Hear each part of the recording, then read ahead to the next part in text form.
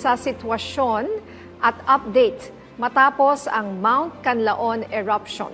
Ating tatalakayin kasama si Assistant Secretary Bernardo Rafaelito Alejandro IV, Deputy Administrator for Administration ng Office of Civil Defense. Asik Rafi, magandang tanghali po. Yes, good morning or good noon po. Ano na po ang latest update pagdating sa bilang ng mga apektadong pamilya o individuals at gaano po kalawak ang mga naapektuhang lugar nitong pagputok ng Bulkang Canlaon? Oo, ito nga ongoing yung ating response dito sa Canlaon. So far, meron na pong 37,699 na affected persons or close to 11,000 families, no? Apektado nitong pagputok ng nakaraang araw. Halos umabot po kasi ang ashfall sa Bago City at meron tayong na-trace sa Iloilo. But of course, ongoing ang pag-evacuate natin sa 6-kilometer permanent danger zone. So far, meron na po tayong 29 evacuation centers at naka-house po doon halos 12,378 individuals or close to 3,700 families, no? Pero ang target po natin sa tatlong munisipyo or LGUs na kasama dito sa order ay halos 56,000 individuals. So, ongoing pa po yung effort natin para makumpleto yung pag-alis ng mga kababayan natin doon sa permanent danger zone. So, tuloy-tuloy pa po ang evacuation na ginagawa ngayon ng ating kasamahan doon sa Negros po. So, Asik Rafi, hingi na rin po kami ng update sa isinasagawang paglilikas nga sa ating mga kababayan na nasa loob nitong 6-kilometer permanent danger zone mula sa Bulkang Canlaon. Lahat po ba ay nailikas na o may mga ayaw pa rin umalis sa kanilang tirahan dahil inaalala nila yung kanilang maiiwanan? Yun nga, no? Nasa 12,000 pa lang ang reported out of the 56,000 na nai-report sa atin na kailangan na lumikas. Hindi naman talaga sila nag-resist, no? Pero gusto lang nila masigurado yung lilipatan nila, masecure yung mga kabahayan nila. And of course, inaalala din nila yung mga hayop na dapat kasama din nila, mga na dapat evacuate. So yan po yung mga inaayos natin ngayon. Kasama ng LGUs, meron po tayong task force na tinalaga si Secretary Chidoro. Nag-create po ng task force sa Canlaon na ito ang magiging command and control doon sa dalawang probinsya na meron pong evacuation. So tuloy-tuloy po ang effort natin. At sinisigurado naman ng DSWD yung suporta sa mga LGUs pagdating po sa mga family food packs at iba pang kailangan sa evacuation center. Okay, sa mga ayaw pong lumikas, may datos po ba kayo kung ilang porsyento po ang ayaw mag-evacuate? At ano po ang posibleng maging hakbang ninyo tungkol dito? Opo, ngayon po nasa 30% pa lang. Sabi ko nga, hindi naman sa ayaw lumikas, no? Meron lang iba na nag-hesitate dahil gusto nila ma-secure yung mga properties nila bago sila umalis. But kinausap na natin yung task force kasama ang PNP, no? Na they will enforce itong order na ito para naman ito sa kaligtasan nila at dahan-dahan po.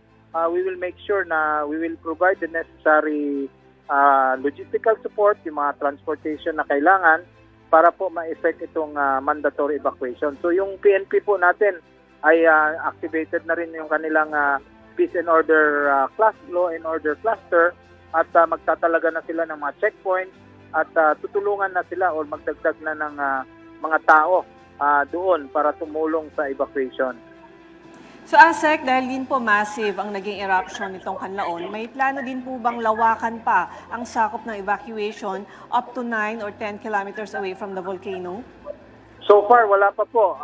Kasi ang sabi sa atin ng PBOK, may 3 linggo silang window na tinitingnan, no? Obserbahan ang behavior ng typhoon, ng Canlaon. At doon natin malalaman kung itataas, ibababa, or i-maintain yung 3 kilometer yung 6-kilometer per alert level 3, no? Kasi yun ang natin ngayon, alert level natin. So malalaman natin yan in the next few weeks, 3 weeks nga ang binibigay sa atin. And hopefully hindi na siya pumutok, no? But nag-remind po ang PBOK na maaari pa po siyang magkaroon ng activity anytime. Kaya po talaga ni-remind tayo na dapat wala na pong human activity within the 6-kilometer permanent danger zone. Sa ngayon, may mga karagdagang lungsod o bayan pa po bang kailangang ilikas? At lalo na po yung mga tourist destinations na kasalukuyang may mga nagbabakasyon o namamasyal sa mga oras na ito. Oo, wala naman pong kadagdag, ano, yung 3 munisipyo lang talaga ang merong evacuation. At yung iba naman na ang threat lang muna as of now is kung pumutok siya ay yung ashfall. But so far, yung tatlong LGUs lang muna ang merong evacuation. Nasa mga 20 barangays po ang target natin dyan. Asek, ayon sa FIVOLS, posible daw na masundan pa ang naging pagputok ng Mount Canlaon. Paano po ninyo ito pinaghahandaan sakaling iakyat pa ito sa Alert Level 4? Oo, ito meron na tayong worst case scenario planning, no? At pinapa-ready na natin yung mga evacuation center na kailangan kasi pag nagkaroon po ng elevation ng alert level kahit sa level 4 lang, madadagdagan ng 10,000 tao. So from 54 magiging 64 na po yung kailangan ilikas. So kailangan po maka-ready na yung family food pack, yung evacuation center, and yung wash facilities po, yung tubig, yung liguan ay kailangan ihanda na rin namin. So kailangan po talaga magkaroon na ng proper planning doon sa local government at yung sustainability doon sa mga evacuation centers po. Kailangan na natin magawa po. So ginagawa na po ngayon yan at kinoconsider na lahat ng scenarios po. Pakipaliwanag nga po sa amin kung ano po yung mga measures kapag nasa alert level 4 na ang Bulkang Canlaon. Ano po yung mga paghahanda na inyong isasagawa? Oo, ang alert level 4 lang naman po ay ibig sabihin na mas mataas na yung probability na magkaroon na ng violent eruption. So mag-i-increase na tayo from 6 kilometer, aabot na tayo to 8 to 10 kilometers permanent danger zone or extended danger zone. So mas marami na pong i-evacuate dyan. Aabot na tayo, based sa aming datos, no?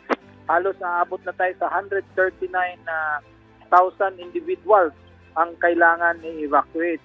Kasi sa 8 kilometer, kailangan 116,000. So pataas po ng pataas at dumarami pong LGU ang apektado dito. So mas maraming evacuation centers nang i-maintain natin. So nakahanda na tayo dyan, inahanda na natin ang ating mga LGUs at yung mga resources na kailangan po na ibaba ng national government. So, Asek, ano naman po yung plano ng OCD sakali namang magkaroon ng lahar flow dahil dito sa posibleng maging epekto ng ITCZ na maaari ding magdulot ng pag-ulan? Oo, yun nga, yung lahar ay will be triggered by rain, no? So meron tayong binabantayan ngayon na low pressure na maaaring mabuo next week. So isa po yan na tinitingnan namin.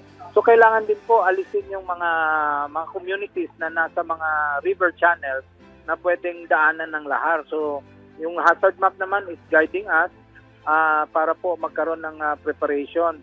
So yun po, hinahanda na rin natin yung lahat ng mga barangays na pwedeng tamaan ng lahar at tinitingnan po yan ngayon at kasama po yan sa planning natin na ginagawa po.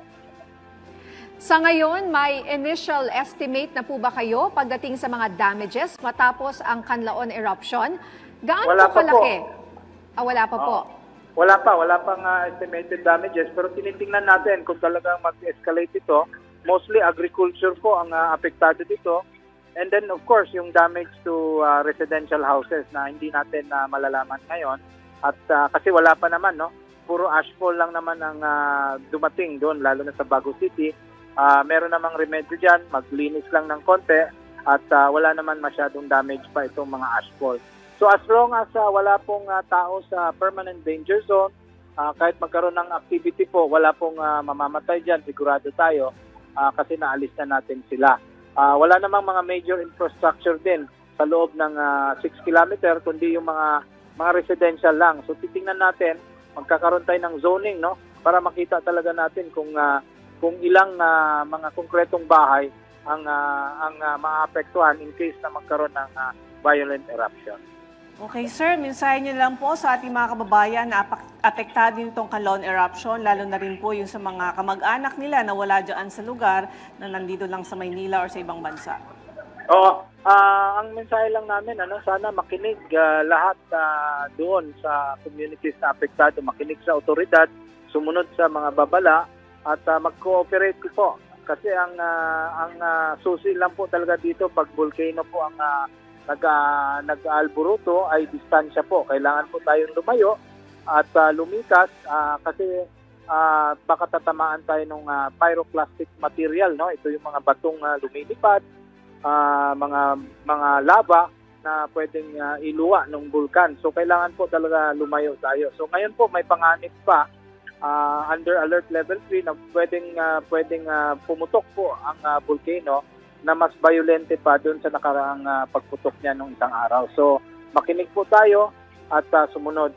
Sa mga kamag-anak naman na nandito sa Manila, kung kung pwede niyong tulungan, no, in terms of resources, pwede naman po, pero kung ma-accommodate nyo rin yung mga na-displace yung kamag-anak, ay samahan nyo rin dito pwede nyo i-accommodate nyo rin dito sa Manila. Pero rest assured po, yung ating gobyerno is making sure we are working with the local government units na ihanda talaga yung mga evacuation centers na kailangan at lagyan po ng mga facilities, mga liguan, mga lutuan para po maging convenient naman sa kanila in a way yung kanilang temporary housing po.